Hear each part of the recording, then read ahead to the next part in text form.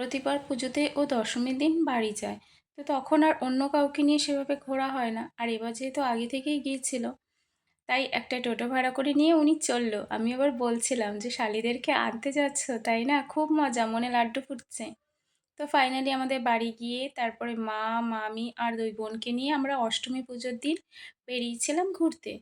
এবার পুজোটা একটু বেশি ভালো কাটানোর মানেই এটা যে অষ্টমীর দিন যেমন আমি আমার বাড়ির লোককে নিয়ে ঘুরতে বেরিয়েছিলাম, আর নবমীর দিন ওদের বাড়ির লোককে নিয়ে ঘুরতে বেরিয়েছিলাম। তারপর আবার নিজেরাও খুব ঘুরেছি। তো এই জন্য সব মিলিয়ে পুজোটা বেশ ভালোই কেটেছে আমাদের।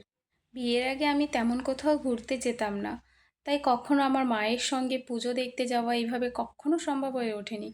আর আমার মাও কখনো এরকমভাবে বেরোতো না ঠাকুর দেখতে। তো এইবারও সে রীতিমতো বেরোতে চায়নি, অনেক জোর করে তাকে নিয়ে যাওয়া হয়েছে। আর যেহেতু ও বলেছে তাই ওর কথা ফেলতে পারবে না বলেই গিয়েছিল।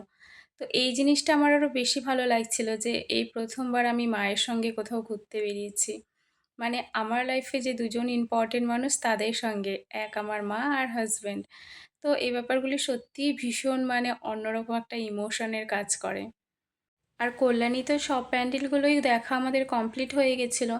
কিন্তু তারপরও আমাদের আবার সব প্যান্ডেলগুলো পুনরায় দেখতে হয়েছিল। যেহেতু আমার বাড়ির লোককে নিয়ে গেছিলাম তাদের সঙ্গে, ওর বাড়ির লোককে নিয়ে গেছিলাম তাদের সঙ্গে। প্যান্ডেল ঘোরা কমপ্লিট আমাদের, এবার খাওয়া-দাওয়ার পালা।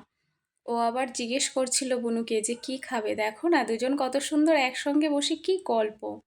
তো সবাই মিলে আমরা নিয়েছিলাম বিরিয়ানি। বিরিয়ানি খাওয়া-দাওয়ার পর আমরা আবার সবাই চলে গেছিলাম পাশেই একটা দোকান ছিল আইসক্রিমের সেখানে। আর সত্যি আইসক্রিমটা কোত্থাও আমার মিস হয় না, যাই হোক নাই হোক। তারপর আমরা সবাই মিলে নিয়ে নিলাম আবার আইসক্রিম। আবার দেখো সবাই মিলে আমার সঙ্গে সঙ্গ দিয়েছে ভিডিওতে। যখন দুজনে মিলে ঘুরতে বেরোই তখন তো খুব ভালোই লাগে।